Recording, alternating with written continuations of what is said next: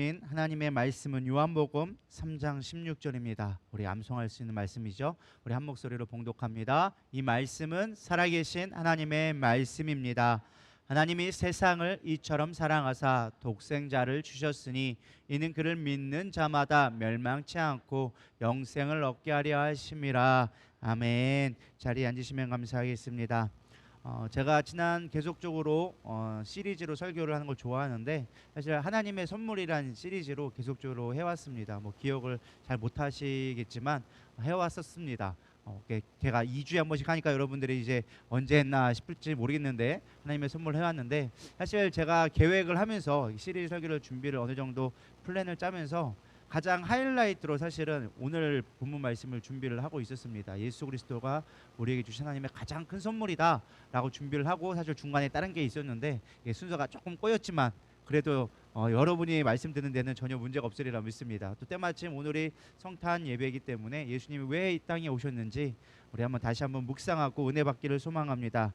물론 예수님이 이 땅에 오신 이유를 모르신 분들은 여기 거의 없으리라 믿습니다. 대부분 다 아실 거고 다 아는 내용일 수도 있겠지만, 그러나 다시 한번 우리가 그 예수님의 오심을 상기하면서 되새겨 보는 것도 우리 가운데 큰 은혜가 되리라 믿습니다. 저는 또 특별히 제가 항상 설교의 원칙이 있는데, 똑같은 설교는 하지 말자. 물론 필요에 따라서 할 수도 있겠지만 가능하면 어떻게 좀 다른 관점으로 볼까, 그게 저만의 어떤 고집이 아닌 고집인데, 오늘은 조금 주제에 맞춰서, 하나님의 선물이란 주제에 맞춰서 예수님이 우리 가운데 어떻게 오셨는지를 좀 같이 생각해 보고자 합니다. 여러분, 선물을 원어로 보면은 카리스라고 얘기합니다. 카리스. 어서 많이 들어본 말이죠. 카리스마, 그죠? 카리스마 하면서 의리 막 이런 거 나오면 생각을 하죠. 근데 여러분, 카리스라는 뜻이 뭔지 아시나요? 아까 제가 선물이란 말도 했지만 여러분이 되게 잘 알고 있는 단어와 중복되어 또 사용되어집니다. 뭔 것 같아요? 카리스. 많이 들었을 건데 그러면 하실 거예요. 은혜. 은혜라는 뜻이 카리스라는 뜻입니다. 그리고 은사도 카리스라고 원어에서 씁니다. 쉽게 말하면 카리스라는 뜻이 은사, 은혜, 선물, 기쁨, 이런 뜻을 갖고 있는 게 카리스가 갖고 있는 의미입니다. 그래서 바울 서신서 중에 가장 많이 표현된 단어가 바로 이 은혜, 카리스, 선물이라는 뜻이죠. 그래서 이 은사, 그러니까 선물이라는 의미로 좀 포커스를 맞춰서 카리스를 보면 좀 여러 가지 생각해 볼 수 있는데, 오늘날 선물은 대부분 언제 우리가 주게 되어지죠? 생일이나 감사할 때나 어떤 기념일이 될 때 우리는 선물을 줍니다. 그거를 줄 때는 우리가 관계 속에서 내가 너를 이렇게 생각한다 라는 의미에서 사실은 주게 되어지죠. 그래서 그거를 주고 우리는 그거 갖고 내가 선물 줬으니까 다음에 나한테 이렇게 선물 줘, 기대하는 사람들은 많지 않을 것 같습니다. 그렇죠? 왜냐하면 우리는 이미 관계가 되어진 상태에서 선물을 주고 그거를 기념하기 위한 것으로 선물을 주게 되어지죠. 근데 고대 사람들은 선물의 개념이 조금은 우리와 다른 현대적 개념과는 조금 다른 의미를 가지고 사용을 했다고 합니다. 주로 언제 주었느냐? 관계를 새롭게 하고 싶을 때 선물을 줬다라는 거예요.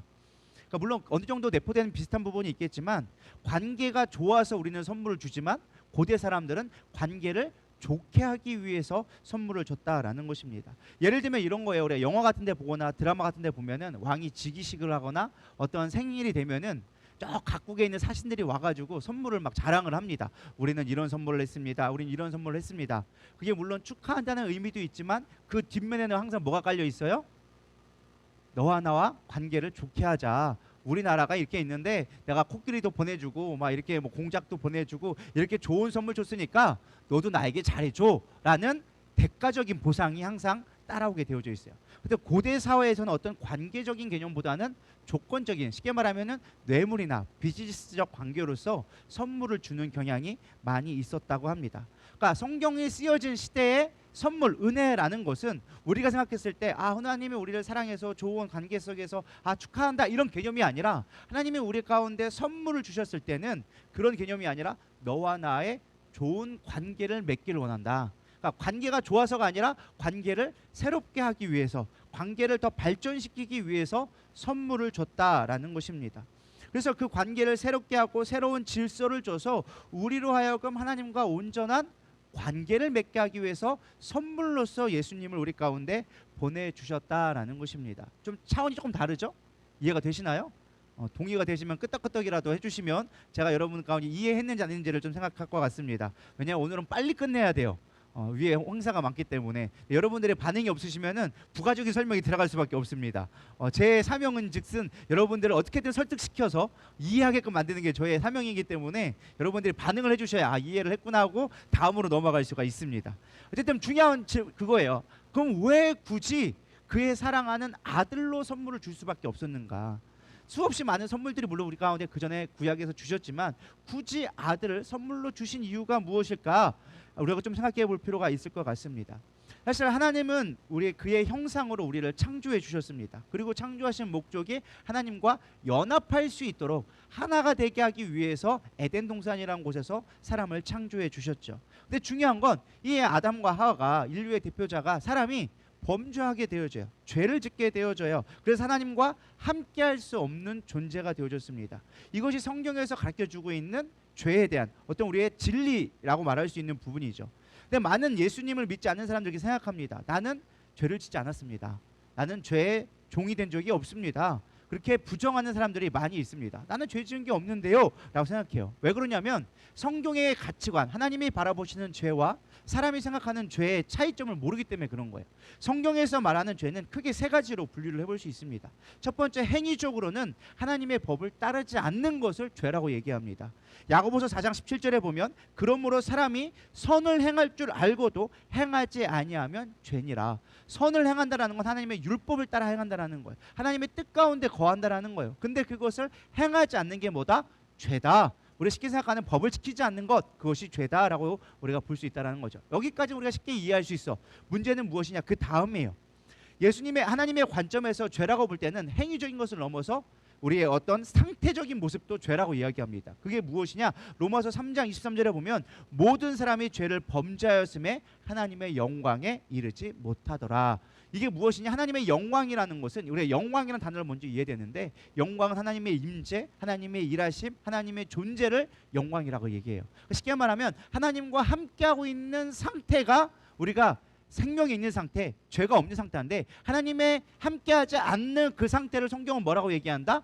죄라고 얘기한다. 그래서 하나님을 떠나 있는 자체를 성경에서는 죄라고 정의해주고 있다라는 거예요. 그러니까 내가 하나님을 믿지 않고 하나님과 상관없는 삶을 살아가는 삶 자체가 뭐다? 이미 죄인이다라고 성경은 가르쳐주고 있다라는 거예요. 세 번째는요, 관계적인 의미에서 죄를 정의해 줍니다. 이건 하나님을 믿지 않는 상태를 죄라고 얘기해요. 요한복음 16장 9절에 보면 죄에 대하라 함은 그가 나를 믿지 아니하미요라고 정확하게 이야기해 주고 있습니다. 하나님을 믿지 않는 것도 죄다. 그러니까 우리가 세상 사람들이 나는 세상 윤리적으로 도덕적으로 내가 죄를 짓지 않았습니다라고 생각할지 모르지만 하나님의 관점에서는 이미 하나님을 떠나 있고 하나님의 율법을 지키지도 않고 하나님을 신뢰하지도 않는다면 너는 이미 죄인이야. 그러면서 그 결과가 무엇이냐? 죄의 삭은 사망이다. 너는 이미 죽은 자다라는 거예요. 그래서 이 죽은 우리를 하나님과 죽었다라는 건, 성경에서 죽었다라는 건 하나님과의 관계가 끊어졌다라는 거예요. 그러니까 끊어져 있는 상태를 성경에서는 사망이다라고 얘기하고 있는 거예요. 그러니까 너와 나 사이에 관계가 되어져 있어야 되는데 관계가 없다? 너는 이미 죽어 있는 거야. 그래서 우리를 성경에서 표현할 때는 죽었던 너희를 살려주셨다라고 얘기해 주는 거예요. 죽을 뻔한 너희가 아니라 얘가 예수 안 믿어서 죽을 뻔했는데 그게 아니라 이미 하나님을 모르고 믿지 않은 상태를 죽었던 너희라고 얘기하는 거예요. 그러나 하나님이 예수님을 말미암아 우리에게 생명을 주기 원하신다. 그럼 다시 질문을 해볼게요.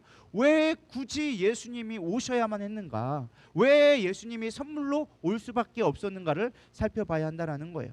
로마서 6장 16절에 얘기합니다. 너희 자신을 종으로 내어주어 누구에게 순종하든지 그 순종함을 받는 자의 종이 되는 줄을 너희가 알지 못하느냐? 혹은 죄의 종으로 사망에 이르고 혹은 순종의 종으로 의에 이르느니라.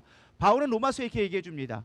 나는 죄 진 적이 없는데요. 아니, 너희들 잘 봐봐. 너희들이 섬기는 것이 누구냐에 따라서 그의 종이 되어지는 거야. 근데 너희들이 생명의 법을 따라서 하나님을 섬기면 너희들이 순종의 종이 되어져서 생명의 종이 되어 하나님의 종이 되어지지만 너희들이 죄악된 하나님이 없는 삶을 선택하고 그 삶을 살아가는 이미 그 자체가 육신에 속한 삶이요, 너희들이 이미 사망에 있는 죄의 종이다라고 이야기해 주고 있는 거예요. 이해가 되시죠? 그러니까 우리가 원통 원하지 않든 지금 누구의 종이에요? 죄의 종이에요. 사망 아래 이미 놓여진 자라는 거예요. 근데 이거를 해결하기 위해서는 꼭 필요한 게 무엇이냐? 예수님이 친히 이 땅에 오셔야 했다라는 거예요. 히브리서 2장 14절에서 15절 이렇게 얘기해 주고 있습니다. 다 같이 읽어보겠습니다. 시작.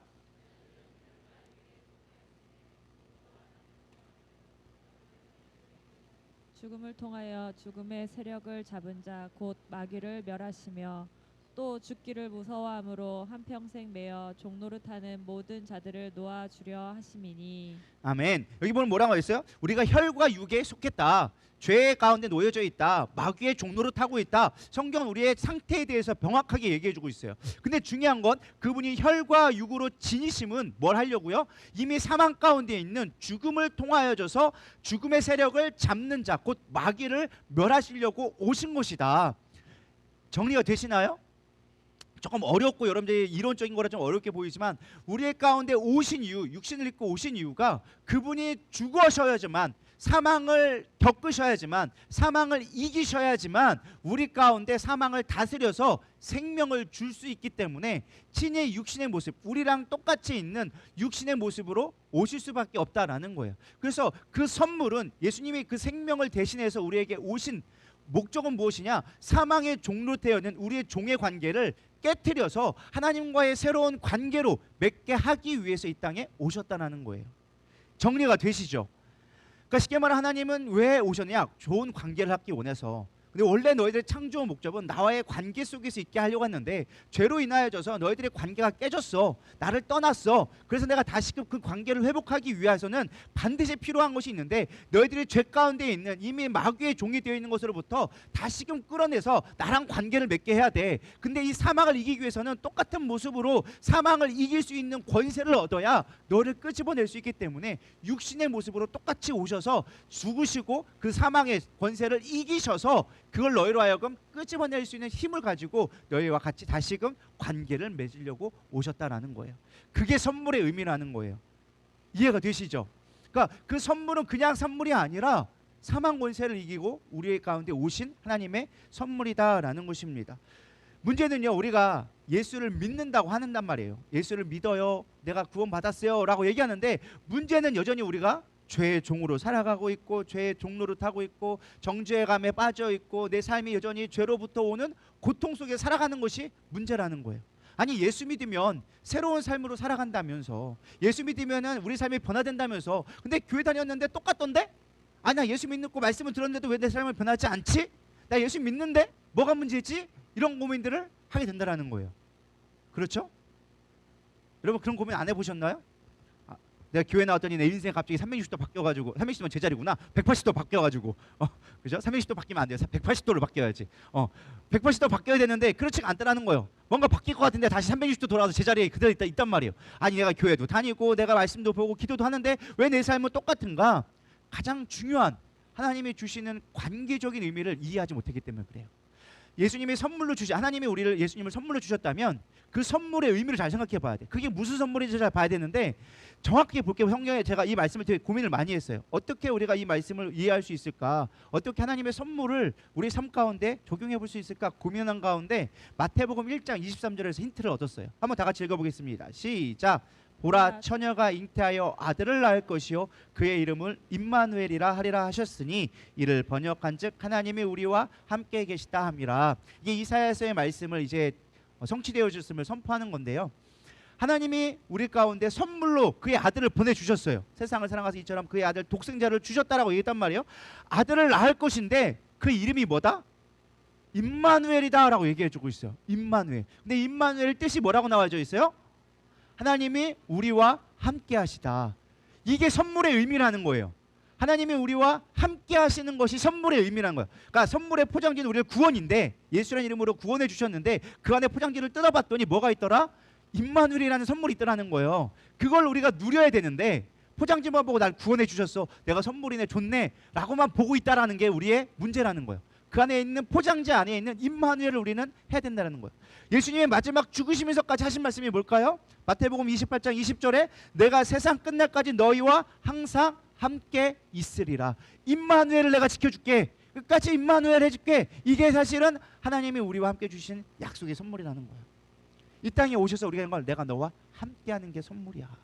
할렐루야. 근데 중요한 건 여기까지는 이해했어. 아 그래, 하나님이 우리를 위해서 관계를 회복시키려고 했어. 그 관계는 함께하는 게 관계를 회복시키는 중요한 비법이야. 그것이 가장 중요한 포인트야. 선물이야. 알겠어. 근데 중요한 건 우리가 하나님과 함께하는 것을 힘들어한다는 거예요. 그렇지 않나요? 선물인데 선물이 너무 부담스러운 거야. 내가 이거 받아도 돼? 막 너무 힘든데? 나 이거 해야 돼. 막 주일날 예배도 드려야 되고, 헌물도 해야 되고, 선물도 해야, 헌금도 해야 되고, 봉사도 해야 되고, 봉사하다가 지쳐 죽는 거야. 봉사하다 끝나겠어. 하나님 나 선물인데 선물 같지가 않은데요? 너무 힘든데요? 이런 생각이 든단 말이죠. 항상 우리 교회는 나만 문제야. 아무도 대답을 안 해. 할렐루야. 여러분이 그런 마음을 갖고 있으니까 제가 얘기를 드리는 거예요. 그런 영감 하나님이 주셔서 할렐루야. 그래서 저는 이 말씀을 좀 묵상을 했어. 하나님, 임마누엘인데 우리와 함께 한다고 하는데 하나님 함께하기가 힘들어요. 이걸 어떻게 설교를 해야 성도들이 이해를 할 수 있을까요? 어떻게 하나님이 주신 은혜를 누릴 수 있을까요? 하나님 분명히 선물이 좋은 것인데 왜 선물이 부담이 될까요? 어떻게 이거를 기쁨으로 받아들일 수 있을까요? 고민하다가 하나님이 주신 지혜로 제가 깨닫게 된 게 있어요. 마태복음 11장 28절 30절 같이 한번 보도록 하겠습니다. 시작. 무거운 짐진 자들아 다 내게 오라. 내가 너희를 쉬게 하리라. 나는 마음이 온유하고 겸손하니 나의 멍에를 메고 내게 배우라. 그리하면 너의 마음이 쉼을 얻으리니 이는 내 멍에는 쉽고 내 짐은 가벼움이니라 하시니라. 아멘. 그래, 예수님을 섬기고 수고하는 그 모든 것들이 무거운 짐으로 다가올 때가 있단 말이에요. 우리가 봉사 계획서를 했지만 이 봉사 계획서 보면서 할렐루야 봉사할 게 생겼다라고 기뻐하기보다는 뭘 더 하라고, 힘들어 죽겠는데, 이런 생각이 먼저 온단 말이에요. 수고하고 무거운 짐진 자들아, 주님이 뭐라고 했어요? 다 내게로 오라. 나와 함께 하자꾸나. 내가 너를 뭐 하겠다고? 쉬게 하겠다고. 하나님 어떻게 쉬게 할 건데요? 뭘 쉬게 할 건데요? 우리가 이거를 모르기 때문에 문제예요. 임마누엘, 함께하는 방법을 모르니까 힘들다라는 거예요. 근데 그 답이 그 뒤에 나와 있어요. 온유하고 겸손하니 나의 멍에를 지고 내게 배우라 라고 나와 있어요. 멍에를 메고 배우라. 아니 도대체 이미 무거워 죽겠는데 무슨 멍에를 또 매? 뭔 짐을 또 개고 힘들게 해? 라고 생각할 수가 있단 말이죠. 멍에가 뭘까요? 일단은 멍에란 말을 좀 우리가 생각해 볼 필요가 있어요. 멍에가 뭘까요? 소가 밭을 멜 때 이렇게 앞에 매게 그 고랑을 멜 수 있게끔 끌어주는 역할을 해주는, 그러니까 쉽게 말하면 이게 묶어주는 그 역할을 하는 게 멍에죠. 근데 이게 멍에를 우리가 우리나라 개념으로 멍에를 이해하니까 잘 성경 말씀이 해석이 안 되는 거예요. 우리나라는 멍에를 어떻게 줘요? 소가 몇 마리 지게요? 한 마리가 멍에를 지게 돼 있어요. 우리는 뭐 소가 엄청나게 많은 동네가 아니라서 그냥 한우가 음매하고 한 마리만 끌고 간단 말이에요. 근데 이 고대 근동에서는 소를 한 마리만 매지 않았어요. 항상 결이라는 말로 두 마리를 쌍으로 쪄서 항상 소를 줬단 말이에요. 그래서 이게 짧은 멍에가 아니라 긴 멍에예요. 그래서 두 마리가 같이 끌고 갈 수 있게끔 해놓고 가운데서 양쪽에서 이렇게 끈을 묶어가지고 끌고 갈 수 있게끔 돼 있다라는 것이죠. 그래서 나의 멍에를 메라라는 것은 니들만 메라 이게 아니라 내가 함께 같이 진다. 그러니까 사실 이들에게, 고대 사람들에게, 유대에 있는 중동의 사람들에게 멍에라는 의미를 물어보면 짐이라는 의미보다 함께라는 의미가 더 빨리 다가온다라는 거예요. 이해가 되시죠? 그러니까 나의 멍에를 져라라는 것은 내가 함께 질게라는 말의 의미로 다가오는 거예요. 나는 온유하고 겸손하니 내가 너와 함께 매주고 가줄게. 그러니 이제 내게 배우라라는 거예요. 자, 이 부분을 우리가 잘 해야 돼요. 임마누엘이라는 건 함께하는 것이라고 얘기했어요. 그죠? 함께한 거예요. 멍에도 함께하는 거예요. 근데 멍에를 멜 때 우리 이렇게 생각하면 될 것 같아요. 따라해 보겠습니다. 나는 애기 소, 예수님은 엄마 소. 자, 엄마 소가 옆에서 멍에를 메고 있어요. 근데 나는 아기 소라다 보니까 훈련이 됐을까요? 안 됐을까요? 안 됐어요. 그러니까 멍에를 메니까 편해요? 불편해요? 불편해요. 좀 안 하는 거 시키니까 갑자기 막 나는 막 내 마음대로 막 송아지 뿔라듯이 막 뛰어다녀야 되는데 갑자기 메고 있으니까 못 뛰어다녀. 그러면 그 송아지는 어떻게 할까요? 막 뛰어다니려고, 거기서 벗어나려고 막 힘을 쓰겠죠. 그럼 그 옆에 있는 엄마 소는 어떻게 하고 있을까요? 하면서 야 가만히 있어. 왜 뛰어다니면 가만히 있어. 아주 주인이 가라고 안 했어. 저 주인이 가라고야 가는겨. 기다려. 하고 이렇게 있을 거란 말이에요. 이해가 되시죠? 그러면 새끼들은 막 뛰다가 엄마가 가만히 있으니까 가만히 있다가 또 직구에 열받으니까 막 한단 말이에요. 또 으랴하면서 갑자기 주인이 와가지고 엉덩이를 딱 때려. 그러면 얘가 놀래가지고 막 나가려고 하는데 막 지는 놀래가지고 막 전력 질주하려고 그래. 근데 옆에서 엄마가 얘기하죠. 아니야 천천히 가 막 한단 말이에요. 그러면은 얘는 어떻게 될까요? 막 가려고 하니까 그 무거운 거를 지고 가려니까 얼마나 힘들겠어요. 이해가 되시죠? 막 혼자 지 혼자만 날뛰다가 힘들어가지고 얼마 못 가가지고 푹 쓰러져서 멈추려고 그래. 근데 엄마는 뭐 하는 거예요? 계속 가는 거예요. 그럼 그 송아지 어떻게 될까요? 질질질 끌려가는 거예요. 이해가 되시나요? 제가 누구라고 얘기하지 않았어요. 송아지가 그랬다라는 거예요. 근데 우리가 그렇게 신앙할 때가 많다는 거예요. 처음에 뭣도 모르고 있으니까 내가 예수님을 믿는다고 딱 이 자리에 매여가지고 예수 믿어요 하고 멍에를 딱 뱉더니 갑자기 막 내가 하고 싶은 대로 해야 되는데 못하는 거야. 야, 주일날 놀러 가고 싶어야 되는데 뭐 놀러 가지 말래. 돈 써야 되는데 돈 쓰지 말고 11조 내고 막 헌금 내고 감사헌금 내래. 막 거기다 내가 하고 싶은 건 되게 많이 술 마시고 싶은데 술도 마시지 말래. 막 담배 피워야 되는데 하지 말래. 이것도 하지 말고 저것도 하지 말라니까 막 미쳐버리겠는 거야. 막 침감대로 하니까 옆에서 하는 말이 목사님이 하는 말이 하지 마. 막 이러고 막 있어. 하지 마. 막 이러니까 그거 짜증 나는 거지. 막 가고 싶은데. 근데 갑자기 막 명령이 떨어졌어. 야 어디 가야 된대. 나 봉사하기 싫은데 막 봉사를 해야 돼. 막 밥 깔고 가야 돼. 아 나 인생도 힘들어 죽겠는데 왜 끌고 가야지? 엄마가 천천히 가. 빨리 가. 막 이렇게 하고 있으니까 하다가 지쳤다가 포기했다가 막 하고 있어. 근데 중요한 건 뭐야? 엄마가 같이 가 하고 있는 거예요. 근데 중요한 건 그것이 배우게 되어지면 어떻게 된다고? 배우게 되어지면 아 함께하는 법을 배우게 되어지면 그때는 힘들어지냐? 안 힘들어져요. 왜? 누가 끌고 가니까? 엄마가 끌고 가는 거예요. 힘센 엄마가 끌고 가는 거를 깨닫게 되어지면 난 옆에서 뭐 하면 돼? 졸졸졸 따라가기만 하면 돼. 엄마 가자. 네 가고 옆에 따라가. 나 멈추자 하면 가비 옆에다가 멈춰 서 있으면 돼. 이해가 되시죠? 믿었으면 좀 은혜가 되시면 아멘. 은혜가 안 되면 어쩔 수 없지만 은혜가 되시면 아멘. 뭐 하는 거예요? 이게 임마누엘이라는 거예요. 하나님이 원하시는 임마누엘은 무조건 잘 될 거야 뭐 이게 아니에요. 네가 인생이라는 고단한 길을 걸어갈 때 내가 그 길을 함께 가줄게. 내가 끝까지 너를 이끌어줄게. 너의 인생의 그 문화, 너의 인생의 밭이라는 것을 내가 같이 경작해줄게. 그걸 누구의 뜻에 맞춰서? 주인의 뜻에 맞춰서. 내 마음대로 가는 게 아니야. 나도 내 뜻대로 가는 게 아니야. 아버지 뜻대로 가는 거야. 나는 아버지 뜻에 순종한다. 예수님이 끊임없이 얘기한 게 뭐예요? 요한복음에 나는 아버지 뜻대로 행한다. 나는 아버지 뜻 외에는 행한 것이 아무것도 없다. 얘기할 만큼 늘 아버지의 뜻대로 순종하며 주인이 원하는 대로 가라면 가고 멈춰서면 멈춰서는 것. 근데 그 옆에서 우리는 뭐 하는 거예요? 멍에를 같이 메고 배우는 거예요. 그럼 뭐하다? 너의 마음에 쉼을 얻으리라. 할렐루야. 이게 임마누엘의 축복이에요. 이게 우리에게 주시는 관계적인 축복이라는 거예요. 단순히 예수 믿고 구원받아서 죽어서 천국 가겠지 이게 아니라 하나님과 함께하는 법을 배워라. 그렇게 위해서 예수님은 이 땅에 오셨다라는 거예요. 그래서 하나님의 선물일 수밖에 없는 거예요. 할렐루야.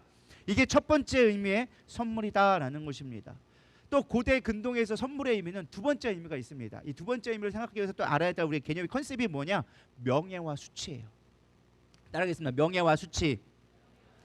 선물은요 항상 명예와 관련되어져서 당시 고대 사회는 이해가 되어졌습니다. 어떻게 명예를 했느냐?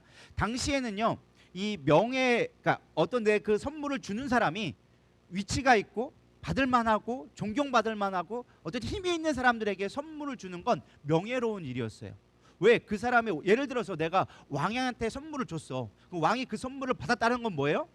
이 사람을 인정했다라는 거예요. 내가 왕한테 선물을 준다고 왕이 다 선물을 받느냐? 너는 아니야 라고 쳐버리면 그 사람은 배제된 거기 때문에 왕에게 선물을 줘서 그 선물을 받으면 그 사람은 뭐가 되어진 사람이요? 왕에게 인정받은 사람. 쉽게 말하면 그게 뭐가 되어지는 거예요? 명예가 되어지는 거예요. 이해가 되시죠? 근데 반대로 생각했을 때 죄인에게는 선물을 줄까요? 안 줄까요? 죄인에게 선물을 준다라는 것은 오히려 수치가 되는 거예요. 왜? 그 사람에게 죄인에게 그 선물을 주는 자체가 내가 그 죄인에게 마음이 있다라는 거고 죄인과 같다라는 거예요. 물론 오늘날에야 이 사람이 좀 미워도 선물 줄 수 있죠. 뭐 얼마든지 그럴 수 있고 심지어 뭐 감옥에 있다 할지라도 생일이니까 선물 줄 수 있단 말이에요. 그거 갖고 뭐라는 사람 아무도 없어. 근데 고대 사회는 그렇지 않다라는 거예요.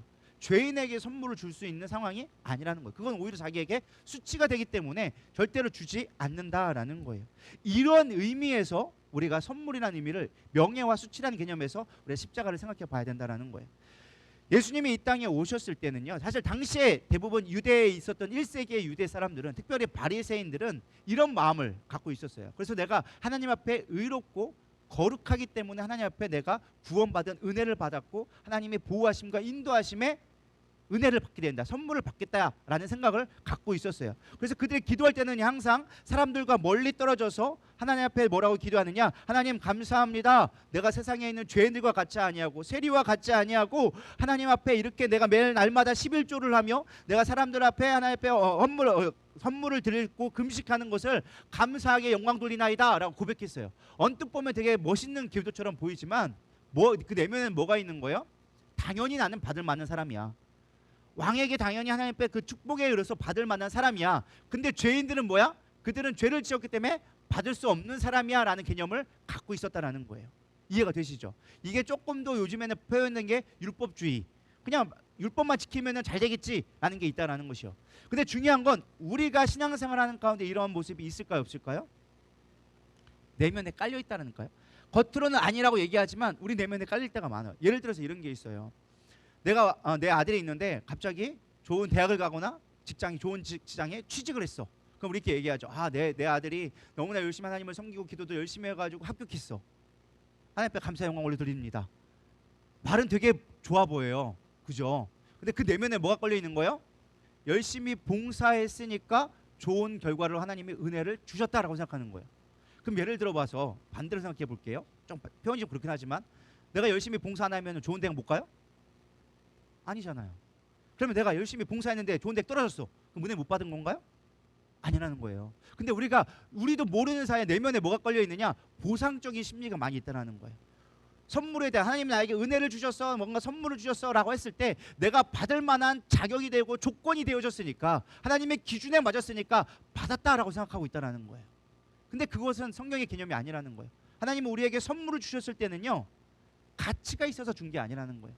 네가 받을 만한 자격이 있어서 준 게 아니라는 거예요. 우리 너무나 잘 알고 있는 내용이에요. 너무나 흔하게 알고 있는 내용이지만 그 내용이 내 삶 가운데 적용되지 않는 거예요. 나는 당연히 받을 만 했으니까, 예배 열심히 드리고 헌금도 열심히 하고 내가 봉사도 열심히 했으니까 하나님 나에게 복 주실 거야 라고 생각하는 거죠. 근데 복을 못 받았어. 내가 원하는 계획대로 되지 않았어. 사업이 안 됐고 물질이 내 뜻대로 되지 않고 뭔가 힘들어졌어. 고난의 길로 걸어갔어. 그럼 우리는 뭐라고 생각합니까? 하나님이 어디 계셔? 하나님 어디 계셔? 왜? 복의 개념을 잘못 생각을 하고 있기 때문에 그렇다는 것입니다. 하나님은요, 당시 아까도 얘기했죠. 반대 개념 생각한다면 하나님이 우리가 받을 자격이 조건이 되지 않음에도 불구하고 구원이라는 선물을 주셨다는 것은 하나님의 입장에서 어떤 것이냐? 명예로운 일이 아니라 어떤 사건이에요? 수치를 당하는 일이에요.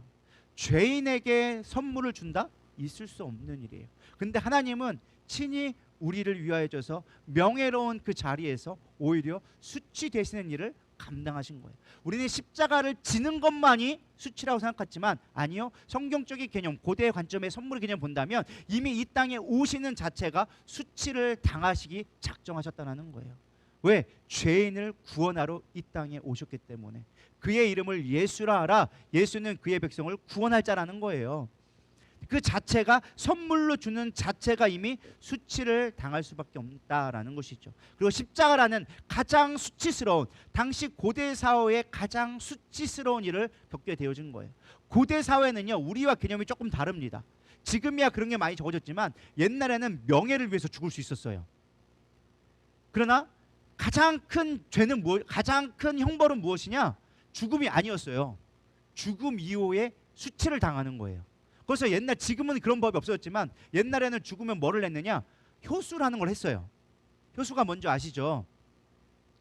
끄떡거리시는 분은 아는데 안 끄떡거리시는 분은 모르신 것을 제가 부연 설명해드리겠습니다. 죽어서 머리를 잘라서 걸어놓는 거예요. 그걸 효수한다 그래요. 머리를 달아놔요. 그래서 이 사람은 죄인인데 이런 죄를 지었다라고 하면서 모든 사람들이 그 앞에 침을 뱉고 가야 됐어요. 침을 뱉는 건 뭐예요? 모욕을 당한다라는 거예요. 침을 뱉고 까마귀나 새들이 와서 그 시체의 머리를 뜯어먹게끔 만드는 거예요. 그럼 왜 그래요? 수치를 당하게 만드는 거예요. 그러니까 죽음보다 더 큰 게 무엇이냐? 수치를 당하는 거였어요. 그러니까 죽는 건 차라리 나아. 그러니까 옛날에 장군들은 만약에 전쟁에서 패배했어. 그럼 뭐 했어요? 그냥 자결을 했어요. 왜? 나에게 수치를 주지 말아라. 나는 의롭게 죽을란다 하면서 자기가 스스로 할복을 해가지고 죽었단 말이에요. 그게 명예로운 죽음이라 생각했어. 명예를 위해서는 죽을 수 있지만 수치는 내가 감당할 수 없다. 그게 고대 사회의 관점이었다라는 거예요. 오늘날 그렇게 하라는 사람 별로 없겠죠. 내가 명예를 위해 죽겠다 그런 사람 별로 없어. 차라리 치사하고 말지. 나는 짧고 길게 얇고 길게 살란다. 이게 우리들의 사실은 그거잖아요. 그렇죠? 좀 비열하면 어때? 오래 살면 됐지. 이게 오늘날의 관점인데 옛날 사람들은 안 그랬어. 내가 짧게 살아도 나는 의롭게 살래, 명예롭게 살래. 이게 옛날의 고대 관점이란 말이에요. 근데 그런 관점 속에서 하나님을 바라봤을 때 명예를 버리고 수치를 취하셨다라는 건 그냥의 대가가 아니라는 거예요. 그 선물에 값없하게 내가 널 사랑하니까 기분 좋으니까 줄게, 이런 개념이 아니라는 거예요. 어떻게 보면 죽음보다 더 큰 걸 우리에게 주시기 위해서 이 땅에 오셨다라는 것입니다. 그래서 우리가 단순하게 내가 예수님 25일 날 성탄절이구나 이렇게 생각할 문제가 아니라는 거예요. 죽음보다 더 큰 걸 우리 가운데 주시기 위해서, 수치를 감당하기 위해서 이 땅에 오셨다라는 것입니다. 로마서 3장 23절에서 24절 얘기합니다. 모든 사람의 죄를 범하였음에 하나님의 영광에 이르지 못하더니 그리스도 예수 안에 있는 속량으로 말미암아 하나님의 은혜의 값없이 은혜로 값없이 의롭다 하심을 얻은 자 되었느니라. 아멘. 죄를 범하였음에 스스로 속량하심으로 우리에게 그것을 주셨다라는 거예요. 무엇을 하려고? 우리에게 생명을 주기 위해서 이 땅에 오셨다라는 것입니다. 세상 사람들이 손가락질하고 격리하고 모욕하고 수치스럽게 여겼던 죄인들 곁으로 오기 위해서 오셨다라는 거예요. 잘나고 똑똑하고 의롭고 부자가 아니라 아무것도 없고 죄인들로서 아무 어떤 선물을 받을 수 있는 조차 생각조차 못한 그들에게 왔다라는 거예요. 내가 당연히 받아야지 하는 사람에게 온 게 아니라 받을 것조차 생각조차 못한 우리를 위하여서 이 땅에 와주신 것이 바로 성탄의 의미다라는 것입니다. 그럼 중요한 문제가 이거예요. 그렇게 수치를 당하면서 주신 그 귀한 선물을 우린 어떻게 누려야 될까? 이 말씀을 묵상하면서 한 가지 또 떠오른 성경 말씀이 떠올랐어요. 마태복음 20장에 있는 포도원의 비유가 떠오르게 되어졌어요. 한 농부가 있었습니다. 포도밭을 키우고 있는데 아침에 일찍 나가서 일꾼들을 불러옵니다. 야, 다혜라, 너 가가지고 우리 가서 일을 할래? 그러니까 걔는 품삯이니까 일당 먹고 사는 사람이니까 내가 열심히 하겠습니다 하고 왔단 말이에요. 사실 제가 군대를 제대하고서는 이제 용돈 좀 벌어볼까 하고서는 막노동, 제가 뭐 특별히 기술이 있는 건 아니니까 막노동을 해보겠다고 새벽 6시에 4시 반부터 5시인가부터 일어나가지고 6시면 이미 늦는다고 5시 반부터 해가지고 인력거 시장을 가봤어요. 인력거 시장을 갔더니 거기 가면 모이는 장소가 있대요. 거기까지 서 있었고 사람들이 막 한 명 두 명 오더라고요. 그래서 막 한 20-30명이 모였어요. 근데 20-30명 모이면은 저는 당연히 다 가는 줄 알았어. 근데 갈까요? 못 갈까요? 못 가요. 갑자기 어떤 한 차가 오더니 사람들 우르르 타. 그냥 가. 근데 그게 뭐 가는 게 뭐 그런가 보다 갔어. 근데 그렇게 한 타임 또 오더니 두 번째 갔더니 또 가. 그랬더니 갑자기 그 사람이 하는 말이 이제 집에 가세요 하는 거예요. 나 아직 안 불렸는데요? 그냥 가래. 끝이야. 네, 뽀뽀해 가는 거야. 그게 내가 가고 싶다고 가는 게 아니야. 옛날도 똑같았어요. 내가 일거 시장 갔다고 나를 써주세요 한다고 해서 내가 힘 좋다고 해서 가는 게 아니야. 주인이 불러야만 가는 거야. 그래서 새벽 일찍 아침에 불러가지고 야 너 가자 다해라 가서 갔어. 근데 갑자기 점심때 돼가지고 점심 먹고 오더니만 주인이 또 오더니만은 아직 못 가고 쭉쭉 앉아있는 애가 있네. 야 지은아 너 또 가볼래? 그러니까 걔는 얼마나 땡큐해요. 불러주니까 저거 갈게요. 그러면 내가 오늘 한 달란트 한 데나리온 줄 테니까 가자. 갔단 말이에요. 근데 갑자기 점심쯤에 야채 먹고 나가지고 한 4시쯤 됐는데 갑자기 뒤에 부르는 거예요. 야 뭐 예를 들어서 뭐 누구야 가자라고 부른 거예요. 너도 갈래? 그러니까 얼마나 감사해. 오늘 쫄딱 굶어야 되는데 갑자기 일당 준다고 하니까 감사합니다 하고는 따라왔단 말이에요. 그래가지고 막 6시가 돼가지고 퇴근 시간이 됐어. 이제 끝났으니까 내가 일당 줄게 하면서 다리부터 먼저 그 뒤에 맨 뒤에 온 예를 들면 조장 입사부터 있는 거예요. 조장 입사에 돈을 주기 전에 내가 한 데나리온 약속같이 한 데나리온 주고 야 지은아 너도 한 데나리온 야 다혜라 너도 한 데나리온 딱 줬단 말이에요. 그럼 다혜리는 어떨까요? 마음이 기분 나쁘지. 쟤는 늦게 와가지고 늦게 왔다고 뭔 대수라고 똑같이 한 대를 먹고 나는 겁나게 일찍 왔는데 똑같이 한 대를 주지? 이거 너무 불공평한 거 아니에요? 나 겁나게 열심히 일했는데 왜 한 데나리온밖에 안 줘요? 라고 얘기하니까 주인이 얘기하는 거예요. 야 내가 너랑 처음부터 계약했던 건 한 데나리온이야.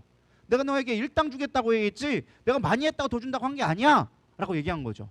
사실 이렇게만 본다면 하나님 어떻게 보여요? 별로 안 공평해 보이죠. 별로 공평하지 않는단 말이에요. 일한 놈을 더 줘야지 왜 일한 놈을 안 줘? 하는데 여러분 이거를 우리의 입장에서 보니까 그런 거예요. 이걸 살짝 뒤집어서 주인의 입장에서 제가 다시 한번 설명해 드릴게요. 주인은 사실은 포도원에 일할 게 아무것도 없어. 일할 게 아무것도 없어. 근데 우연히 지나가다 보니까 저기서 배고파가지고 굶주려가지고 어떻게든 밥이라도 한 끼 떼어볼까 하고서는 줄 서고 있는 쉽게 말하면 인력기껏 시장에 사람들 쭉 서 있는 거야. 불쌍히 해서 가가지고 갔어. 이번에 한 5명 정도만 데려가면은 그래도 어떻게든 채우겠지 해가지고 그나마 가장 불쌍해 보이는 놈. 누구? 가장 이거 오늘 안 먹으면 죽을 것 같은 놈. 그래가지고 골라가지고 야 가자. 너 가가지고 오늘 가서 일 좀 해라. 그럼 내가 일당 줄게. 먹고 채워줄게. 해서 불렀단 말이야. 불러 갔는데 딱 가서 봤더니 점심때 갔더니만은 아직도 거기 죽치고 앉아있네. 아 얘들도 불쌍한가 보네. 그래가지고 야 너도 갈래? 물어봤더니 아이고 감사하죠. 간 거야. 그래 내가 너에게 일당 줄게. 오늘 먹고 살 수 있도록 내가 생명 줄게. 그래서 또 불렀어. 저녁에 나가봤더니 또 있네. 야 니들도 아직도 못 갔냐? 아이고 어떻게 불쌍한 것. 그래가지고 그래 와라. 내가 먹을 게 줄게. 하고 불렀단 말이에요. 자 주인의 마음은 뭐예요? 일이 필요해서? 포도 농사 잘 되게 하려고? 아니에요. 그들이 불쌍해서 생명 주려고. 왜 오늘 못 먹으면은 그의 딸린 식구들이 다 굶어 죽을 수밖에 없으니까 불쌍해서 불러준 거예요. 그리고 약속한 대로 내가 하루치 오늘 너의 가족이 먹을 수 있는 분량의 생명을 줄게. 이게 예수님의 비유의 핵심이에요. 하나님의 마음은 무엇이냐? 너희들이 이 땅에 있으면 죽어. 근데 내가 너희 가운데 생명을 주려고 왔어. 먼저 오고 늦게 오고 중요한 것이 아니야. 너희들의 생명을 누리면 돼. 내가 그 수치를 감당하고 내 손해를 감당하고라도 내가 너희에게 생명을 주길 원해. 그게 아버지의 마음, 주인의 마음이라는 거예요. 그게 오늘 선물의 의미가 있다는 거예요. 하나님 나라를 필요해서 우리를 일꾼으로 써먹기 위해서 부른 게 아니라는 거예요. 우리 없으면 포도원 망해가지고 부른 게 아니라는 거예요. 하나님 나라는 그냥 이루어져. 우리의 노력과 아무 상관없이 하나님 나라는 이미 완성되어질 수밖에 없어. 이미 그렇게 계획되어졌어. 근데 뭐예요? 우리로 하여금 생명 주려고 부르셨다라는 거예요. 그게 오늘날 예수님이 이 땅에 오신 선물의 의미다라는 거예요. 여러분 그 하나님의 마음을 바라보고 은혜가 충만해지기를 소망합니다. 모든 것이 은혜였구나. 하나님 나에게 주신 그 모든 부르심이 은혜였구나. 우리가 그 은혜가 회복되어야 되리라 믿습니다. 우리의 교회 가운데 예배드리는 그 목적, 헌신하는 목적은 뭐예요? 은혜가 되어져야 한다는 거예요. 나의 봉사와 수고가 되면 안 된다는 거예요. 근데 우리도 모르는 사이에 나의 수고와 노력으로 그렇기 때문에 내가 하나님 앞에 복을 받는다라고 착각하고 있는 거예요. 성탄의 의미는 그런 의미가 아니에요. 값없이 주신 하나님의 은혜라는 것을 기억하기를 소망합니다. 말씀을 정리하려고 합니다. 예수님은 2000년 전에 가장 낮은 곳으로 높은 보좌를 버리고 명예를 버리고 수치를 당하면서 이 땅에 오셨습니다. 우리는 그 선물을 받아 누려야 해요. 저는 어떻게 하면 그 선물을 가장 의롭게 받을 수 있을까? 하나님은 그렇게 귀하게 주신 선물, 하나님 우리의 그 몫을 수치를 당하며 주신 선물, 우리가 그걸 어떻게 받아야 되는가? 마지막 결론이 이렇게 내렸습니다. 그분을 기뻐하고 그분을 바라보는 것. 그게 우리가 할 수 있는 유일한 방법이더라고요.